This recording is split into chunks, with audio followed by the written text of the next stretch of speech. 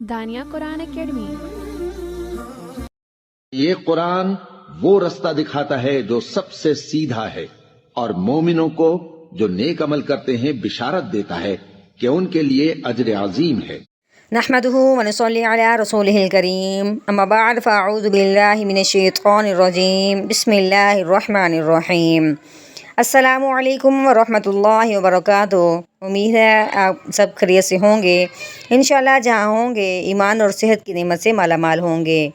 ہاں جی، تو آغاز کرتے ہیں ہم اپنے آج کے سبق کا دعاؤں کے ساتھ، تو چلیے شروع کرتے ہیں۔ اللہم صلی علی سیدنا و مولانا محمد وعلی آل سیدنا وعلی آل سیدنا و مولانا محمد وبارک وسلم۔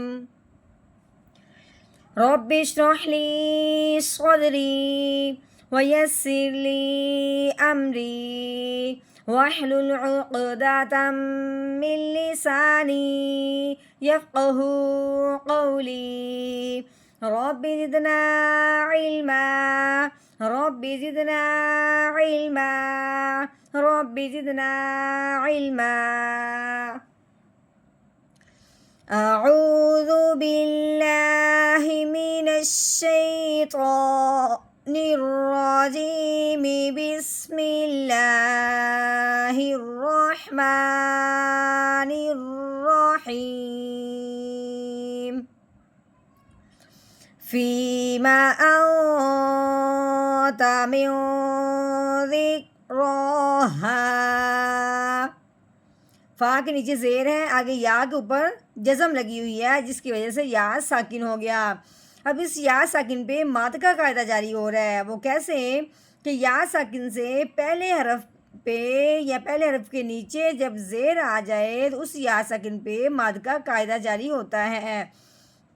اب کیسے اس کو پڑھیں گے؟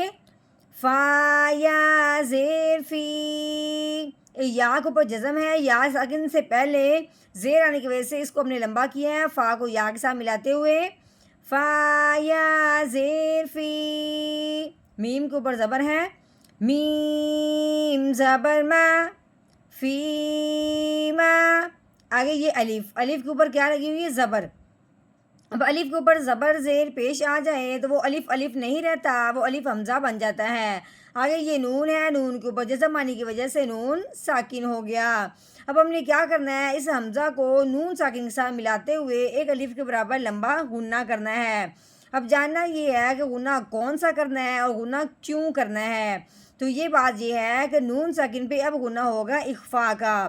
دوسری بات ہے کہ نون ساکن پہ غنہ اخفا کا کیوں ہو رہا ہے؟ کیونکہ نون ساکن کے بعد آگے حروف ہلکی میں سے یا لام اور را میں سے کوئی حرف نہیں آ رہا۔ جب بھی نون ساکن کے بعد اگر حروف ہلکی میں سے کوئی حرف آ جاتا ہے یا لام اور را میں سے کوئی حرف آ جاتا ہے تو پھر نون ساکن پہ غنہ نہیں کرتے، بغیر غنے کے اظہار کے ساتھ پڑھتے ہیں۔ اب آگے نہ تو کوئی حروف ہلکی ہے نہ لام اور را ہے، اب ہم نے نون ساکن پہ غنہ کرنا ہے، وہ بھی کون سا؟ اخفا کا۔ تو کیسے کا پڑھیں گے؟ حمزہ نون زبر آؤ، ٹھیک ہے۔ آگے تا کے اوپر زبر لگی ہوئی ہے، تا زبر تا، آؤ تا۔ ہاں جی، آگے میم کے نیچے زیر ہے، آگے یہ دیکھیں یہ بھی نون ساکن ہے۔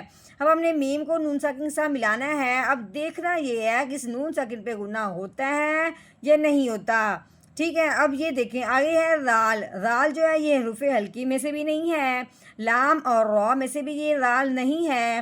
اب ہم نے کیا جانا کہ نون ساکن پہ غنہ ہوگا، وہ بھی کون سا؟ اخفا کا۔ کیسے؟ میم نون زیر میو، یہ ہے اخفا۔ من ہوتا ہے نا، من یہ ہوتا ہے اظہار۔ ہم نے یہاں پہ کون سا کرنا ہے؟ اخفا کا، جیسا کہ ہم نے یہاں پہ اخفا کا کیا ہے۔ میو، رال کے نیچے زیر ہے، کاف کے اوپر جزم آنے کی وجہ سے کاف ساکن ہو گیا۔ اب ہم نے رال کو کاف ساکن کے ساتھ ملا کے پڑھنا ہے۔ رال کاف زیر ذک میوزک. رو کے اوپر کھڑی زبر ہے جس کی وجہ سے رو کو اپنے پر پڑھنا ہے یعنی کہ موٹا کر کے پڑھنا ہے اور ایک الف کے برابر لمبا بھی کرنا ہے. رو کھڑی زبر رو میوزک رو. آگے ہاں موٹی ہاں ہے اس کے اوپر زبر ہے. آگے کیا ہے الف. اس الف پہ بھی ماد کا قاعدہ جاری ہو رہا ہے کیونکہ الف سے پہلے حرف پہ زبر آ گئی ہے. جب بھی الف سے پہلے حرف پہ زبر آ جائے تو اسے ایک الف کے برابر لمبا کیا جاتا ہے. جیسا کہ ہا الف زبر ہا میوزک رو ہا. اب آگے وقف. وقف کی صورت میں آخر والے حرف کو ساکن کرتے ہیں اگر وہ ساکن نہ ہو. یہاں پہ آخر والا جو حرف ہے وہ ہے الف. الف جو ہوتا ہے وہ ہمیشہ سے ساکن ہی ہوتا ہے جب تک وہ الف رہے گا. اب اس میں کوئی تبدیلی نہیں آئے گی کیونکہ آخر والا حرف ہے ہی ساکن. صرف ہم نے اپنا لہجہ بدلنا ہے, نیچے کی طرف لے کے آنا ہے. تو کیسے پڑھنا ہے؟